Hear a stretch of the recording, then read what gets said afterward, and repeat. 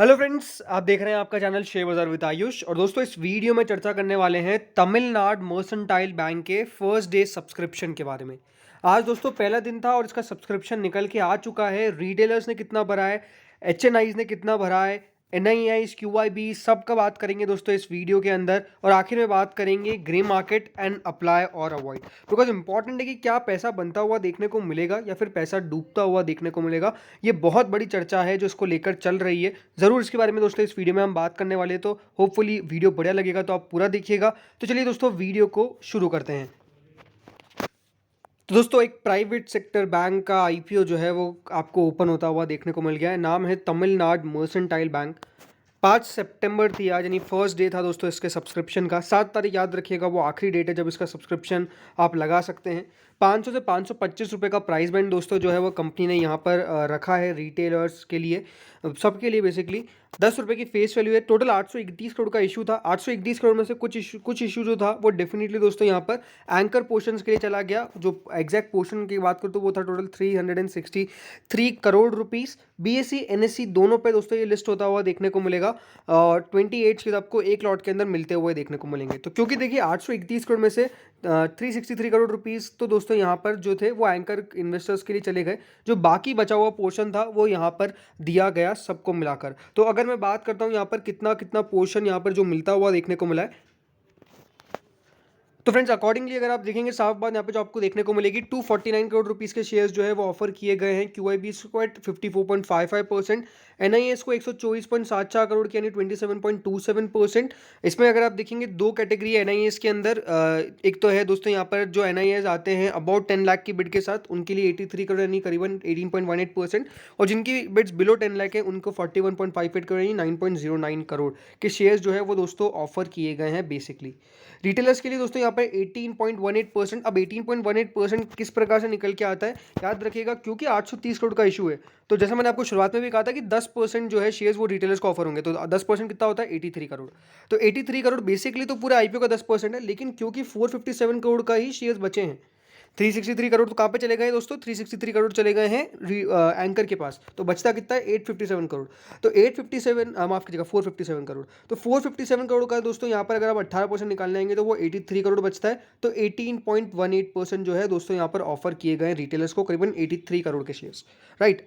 अब यहाँ पर ये तो हमने बात कर ली क्लासिफिकेशन की कि कितना कितना ऑफर किया गया है। अब बात करते हैं दोस्तों आज पहले दिन के सब्सक्रिप्शन के बारे में।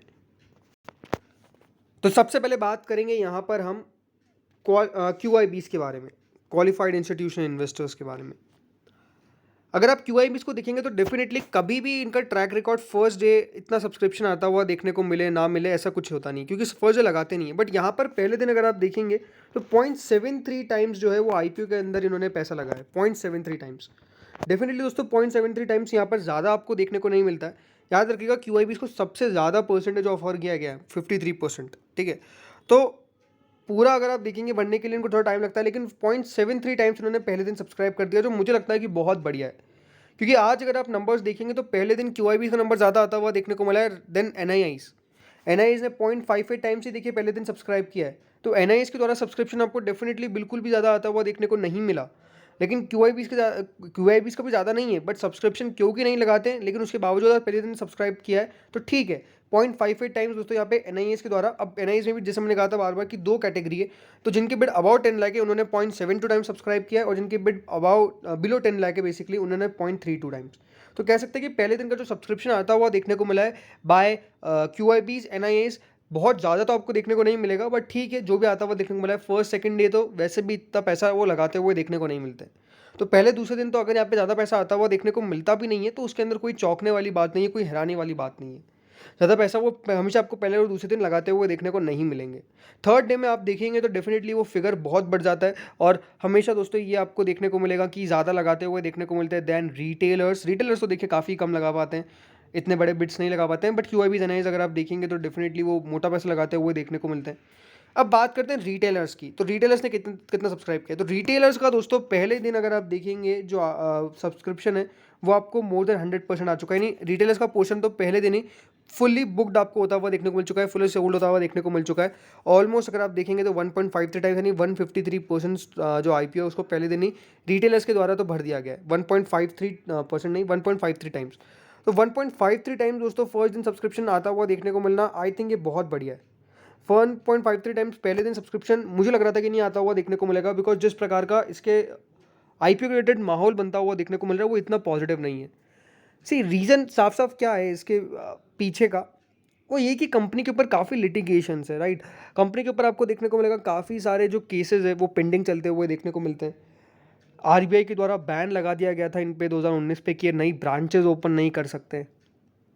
फिर अगर अभी आप देखेंगे जो कंपनी के माइनॉरिटी शेयर होल्डर्स थे वो उन्होंने कोर्ट को भी अप्रूव कर दिया था, एसईटी चले गए थे। एसईटी में दोस्तों उन्होंने कहा कि IPO अभी मत लाइए। एसओटी पे उन्होंने ये मांग की क्योंकि वो माइनॉरिटी शेयर होल्डर है, बिकॉज कंपनी का कोई भी याद रखिएगा प्रमोटर्स जो है वो आइडेंटिफाइबल नहीं है। बेसिकली ये कह सकते हैं कि दोस्तों जो काम करती है वो प्रोफेशनली मैनेज बैंक है तो उसका कोई प्रमोटर नहीं है, बट क्योंकि एक प्राइवेट बैंक है तो डेफिनेटली दोस्तों एक नाम आना चाहिए जिसके पास सबसे ज़्यादा शेयर होल्डर है, जो सबसे ज़्यादा देखिए स्टेक रखता है, बट कोई ऐसा नाम निकल के आता नहीं है। माइनॉरिटी शेयर होल्डर जैसे मैंने कहा कि है जिन्होंने यहाँ पे एसईटी को अप्रोच किया था, बट एसईटी ने उनकी जो कह सकते हैं कि दोस्तों याचिका थी उसको बेसिकली खारिज कर दिया। उन्होंने कहा कि नहीं, जो कंपनी है वो अपना IPO लाएगी जो निर्धारित समय है, यानी आज से वो IPO ओपन भी होता हुआ देखने को मिल गया।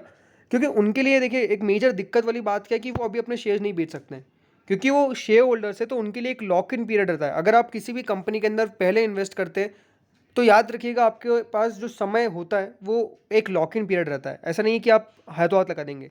जैसे सपोज अभी एंकर इन्वेस्टर्स ने पैसा भरा तो एंकर इन्वेस्टर ऐसा नहीं कि IPO के दिन ही पैसा जो अपने शेयर्स है उसको बेच सकता है, नहीं। उनके लिए दोस्तों 1 साल का लॉक इन पीरियड रहता है, उसके बाद जाके वो शेयर बेच सकते हैं। अगर आप माइनॉरिटी शेयर होल्डर है तो आपके लिए 6 मंथ्स का लॉक इन पीरियड है, उसके बाद ही आप चाहे तो आपके शेयर्स को जो है वो यहाँ पे सेल आउट कर सकते हैं ओपन मार्केट के अंदर। अदरवाइज आप अपने शेयर जो सेल होता है बेसिकली वो नहीं कर पाएंगे। तो वो एक रीज़न था जिसके लिए यहाँ पे जाते हुए देखने को मिले थे, बिकॉज एक समय पे दोस्तों जो इसका शेयर था अनलिस्टेड मार्केट के अंदर वो ऑलमोस्ट 750 पे ट्रेड करता था। ये अनलिस्टेड मार्केट स्पेस का तो कब से ही आपको जो शेयर है वो ट्रेड कर रहा है, अब जाके देखिए लिस्टेड मार्केट में आएगा ये। अनलिस्टेड मार्केट बेसिकली आप इलीगल कुछ भी कह सकते हैं, लेकिन वो अनलिस्टेड मार्केट में ट्रेड करता था 750 रुपये के भाव पे। लेकिन उसके बाद से अगर आप देखेंगे 30% की गिरावट दर्ज हो गई, और अब अगर आप देखेंगे जहाँ पे अभी प्राइसमेंट लाया एग्जैक्टली उधर ही अनलिस्टेड मार्केट में भी ट्रेड कर रहा है। तो इसीलिए दोस्तों यहाँ पे क्योंकि स्टॉक की प्राइस काफ़ी गिर गई थी अनलिस्टेड मार्केट में, और जो कंपनी प्राइस बैंड लाई भी वो भी इस प्रकार का था, तो इन्वेस्टर्स ने यहाँ पे डेफिनेटली कह सकते हैं कि अप्रोच किया था। तो टोटल जो सब्सक्रिप्शन आता हुआ देखने को मिला बेसिकली फर्स्ट डे वो 0.83 टाइम्स है। ज़्यादा अगर आप देखेंगे सब्सक्रिप्शन किसको हम क्या कह सकते हैं तो डेफिनेटली ज़्यादा तो नहीं है, बट एक बढ़िया सब्सक्रिप्शन फर्स्ट डे आपको आता हुआ देखने को मिल गया 83%। यानी मोस्ट प्रोबेबली आपको ये कल जो है वो IPO फुल्ली सब्सक्राइब होता हुआ देखने को मिल जाएगा, फुली सब्सक्राइब होता हुआ देखने को मिल जाएगा। बट मोस्ट इंपॉर्टेंट क्या है कि इसके अंदर क्या अप्लाई कर सकते हैं। तो अगर आप देखिए ग्रे मार्केट को देखकर अप्लाई करते तो डेफिनेटली आप अप्लाई नहीं करें तो अच्छा है, क्योंकि जो ग्रे मार्केट अब इसकी ट्रेड कर रही है वो कर रही है 5 से 7 रुपये के बीच में। एक बार आप ग्रे मार्केट खुद देख भी लीजिए। अभी जो देखिए ग्रे मार्केट का अपडेट आया उसके अकॉर्डिंग 12 रुपये हो चुकी है, तो 7 से 12 तो हो गई, इसमें कोई डाउट नहीं है। लेकिन इंपॉर्टेंट क्या है कि जो ग्रे मार्केट एक समय पे 35 रुपये 36 रुपये तक ट्रेड कर रही थी वो भी आपको 12 चलती हुई देखने को मिल रही है। तो ये एक मेजर दिक्कत है, वो मुझे लगता है कि हाँ यहाँ पर आपको डेफिनेटली देखना पड़ेगा। सब्जेक्ट रेट्स 2500 रुपये के आसपास नज़दीक चल रहा है। तो इस प्रकार से कुछ देखिए ग्रे मार्केट का भी अपडेट है। तो ग्रे मार्केट इतना पॉजिटिव नहीं है कि मैं आपको कह सकूं कि यहाँ पे IPO के अंदर अप्लाई कर लीजिए, तो वो एक इंपॉर्टेंट पॉइंट है। अदरवाइज अगर आपका लॉन्ग टर्म का पर्सपेक्टिव है तो मैं आपको ये कहूँगा कि डेफिनेटली लॉन्ग टर्म के हिसाब से तो कंपनी ठीक है, बढ़िया है, आप अप्लाई करके चल सकते हैं। तो फ्रेंड्स इस वीडियो में इतना ही था। होप सो वीडियो बढ़िया लगा होगा, अगर लगा तो लाइक कर देना, चैनल से नए जुड़ो सब्सक्राइब कर देना। आपका क्या मानना है IPO के बारे में जरूर कमेंट करके बताइएगा। Thank you friends for watching this video.